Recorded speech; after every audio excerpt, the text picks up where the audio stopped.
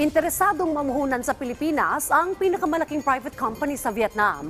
Kasunod ng pagbisita roon ni Pangulong Ferdinand R. Marcos Jr. Yan ang ulat ni Kenneth Paciente. Rise and shine, Kenneth. Dakong 3:00 ng hapon oras sa Vietnam nang dumating si Pangulong Ferdinand R. Marcos Jr. sa Hanoi. Mula airport, agad na nakipagpulong ang Pangulo sa kinatawan ng kumpanyang Vingroup, ang pinakamalaking private company sa Vietnam. Kwento ng Pangulo, interesado ang kumpanya na mag-supply ng baterya para sa mga electric vehicles sa Pilipinas. Bagay na ayon sa Pangulo ay napapanahon lalo't puspusan ang hakbang ng pamahalaan para itulak ang modernisasyon ng sektor ng transportasyon sa bansa.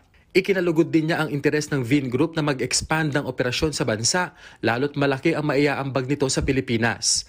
Malaking bagay din anya na iisa ang layunin ng kumpanya sa nais maabot ng bansa sa hinaharap partikular sa produksyon ng electric vehicle battery. Ibinahagi naman ng Pangulo sa kinatawan ng Vingroup na isinasapinalpa sa ngayon ang specifications ng mga modernong transport vehicle sa bansa, gayon din ang pag-consolidate sa mga ito. Ayon pa sa Pangulo, itinutulak ng pamahalaan na panatilihing bukas ang market ng electric vehicles at mga component nito para mas maging mabilis ang modernisasyon ng transportasyon sa bansa. Tiniyak naman ng Pangulo na kaya ng bansa ang produksyon ng baterya ng electric vehicles dahil mayaman ang bansa sa nickel, cobalt at copper. At hindi mawawalaan niya ang pinakamalaking asset ng bansa, ang Filipino workers, na ayon sa Pangulo ay nililinang ang mga kakayahan sa tulong ng scholarships, upskilling at reskilling para makasabay sa hamon ng makabagong panahon at teknolohiya.